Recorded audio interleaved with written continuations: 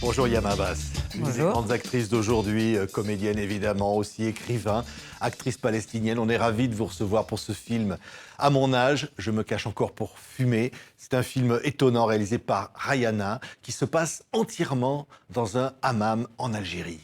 Absolument, oui. En fait, il y a quelques scènes avant, juste par rapport à la sortie de la maison pour arriver au hammam.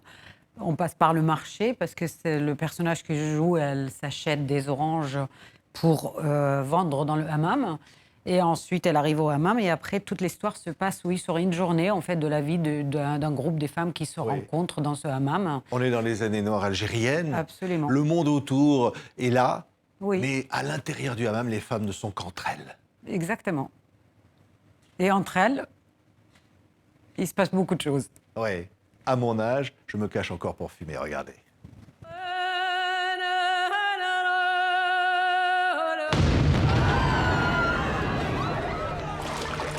حتى اللي قالوا يقولوا الكامل ينال غير القحاب اللي يتكيف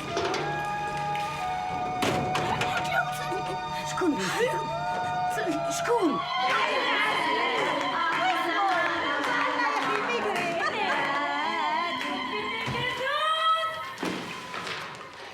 طلقت يا البنات طلقت واش تسحقي نغسل ما كان يخسر فيا بواحد الخزرة ريوب في فمو من قوة الخوف حاشاكم بالتحدي عرفت فيهم جادين يا نسا ما ديروليش On est dans cette ambiance incroyable, hein, Yama Abbas. Oui. On voit les comédiennes, là, vous êtes une troupe vraiment formidable. On voit Biouna, on en voit bien plein d'autres. Et c'est ces échanges incroyables entre ces femmes. Absolument. On voit Fadila Belkebla, on voit Nassima, on voit Nadia Kassi, d'ailleurs, qui est une Algérienne, comédienne algérienne, qui a participé vraiment dans l'histoire du cinéma algérien, comme Biouna, d'ailleurs, et d'autres. Désolée, je ne peux pas citer tous les noms de toutes les comédiennes, mais il y avait aussi un groupe de comédiennes qui n'étaient pas des comédiennes professionnelles.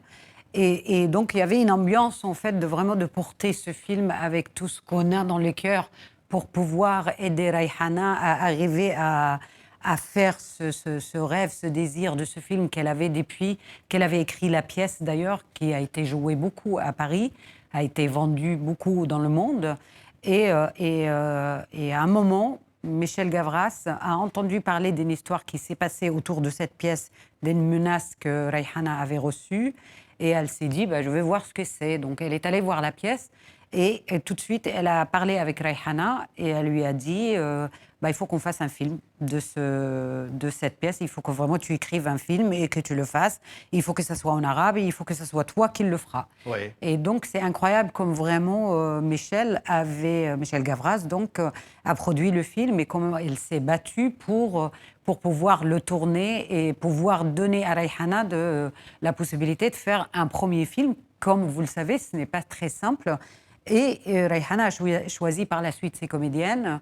Et on est... C'est une aventure incroyable. Difficile de résumer cette histoire, mais comme dans le dossier de presse, on le dit, il y a un dentier oublié, il y a des appels à la prière, il y a des enfants qui braillent, il y a une vierge enceinte, il y a une princesse mariée à 10 ans, il y a un mari cocu, il y a un divorce festif, il y a évidemment des cris, il y a des larmes. Il y a tout ça. Il y a une naissance aussi. Oui, une naissance aussi. Absolument. Et puis il y a la fureur du monde aussi qui est aux portes. Oui, le danger extérieur. Donc ce film, en fait, comme il est basé normalement dans une époque historique très précise de l'histoire de l'Algérie, donc dans la décennie noire, donc le menace extérieure, c'est vraiment le menace des islamistes, en fait, sur... il ne faut pas que je dévoile trop le film, mais à certains moments, un des personnages... c'est une jeune fille enceinte qui arrive en fait menacée par la mort par son frère qui est revenu de la France pour la tuer.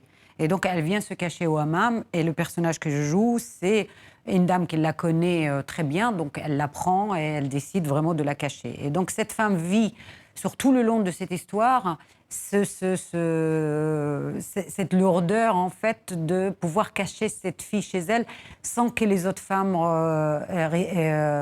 prennent conscience de cette présence. Et jusqu'à la fin de la journée, en pensant qu'à la fin de la journée, dans le noir, il va la glisser pour la ramener. Alors, évidemment, on ne dira pas ce qui va se passer. Et absolument. Mais le drame est là. Mais au fond, on a l'impression aussi que ces femmes se lavent de ce monde qui les entoure, quelque part. Absolument. Il y a vraiment le symbole, en fait, dans le hammam, en fait, de se laver un peu de la fatigue de vie. Et comme cette femme, chacune arrive avec son histoire, et du coup, chacune se lave de ce qu'elle a envie de dégager de son corps, de son esprit, de son vécu au quotidien pour pouvoir continuer une journée de sa vie.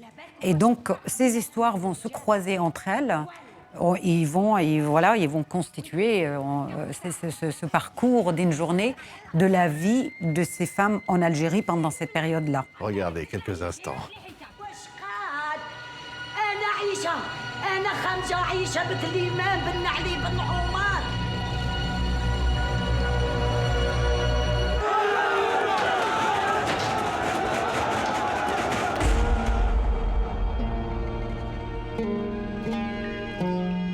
C'est un film de femmes, c'est un film sur les femmes et c'est un film sur la parole des femmes.